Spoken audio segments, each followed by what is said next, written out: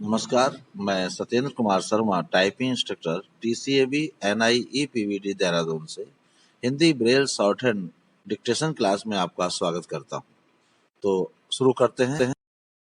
महोदय, राष्ट्रपति ने अपने भाषण में राजभाषा आयोग की रिपोर्ट के संबंध में कहा है कि हम सदस्यों की राय लेकर भाषा संबंधी कोई नीति घोषित करेंगे। मैं समझता हूँ कि भाषा का प्रश्न इतना जटिल नहीं था जितना कि उसको बना दिया गया है। इस जटिलता को लाने में जहाँ उन लोगों का हाथ है जो सरकार में नहीं है, वहीं इसमें भारत सरकार की भी बड़ी जिम्मेदारी है।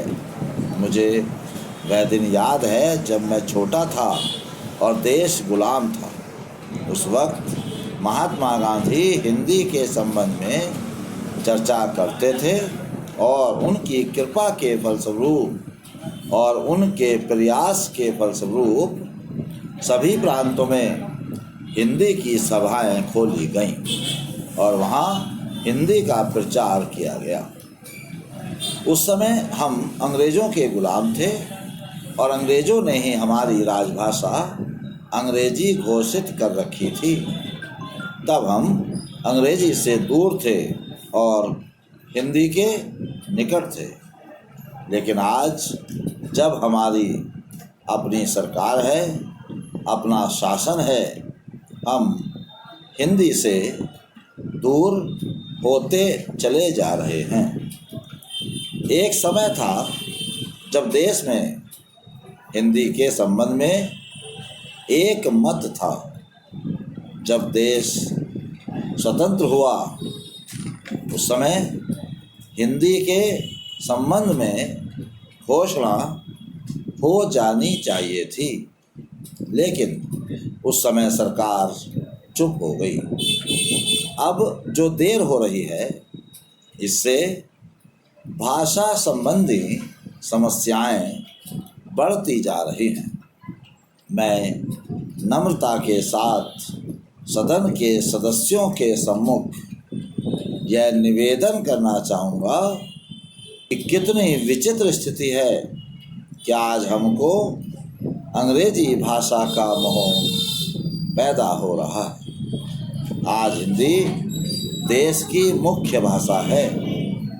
इसमें कोई दो मत नहीं हो सकते। यह सबसे अधिक बोली जाने वाली भाषा है। आज इसका विरोध बढ़ता जा रहा है। कुछ ऐसी बातें हो रही हैं जिससे मालूम होता है कि हिंदी का विरोध प्रादेशिक भाषाओं से है, लेकिन ऐसा नहीं है। सच पूछा जाए तो बात यह है कि अंग्रेजी भाषा के स्थान पर हिंदी को लागू करने का प्रश्न है। प्रांतों में काम प्रादेशिक भाषाओं में ही हो, किंतु केंद्र में तो हिंदी भाषा भाषियों को और कुछ जो अहिंदी भाषा भाषी लोग हैं उनको यह गलतफहमी हो रही है कि हिंदी वाले बलपूर्वक हिंदी को राजभाषा बनाना चाहते हैं। लेकिन इसमें कोई इस प्रकार का प्रश्न नहीं है। यह तो केवल आपस में समझने का प्रश्न है। किसी स्वतंत्र देश में ऐसा नहीं है।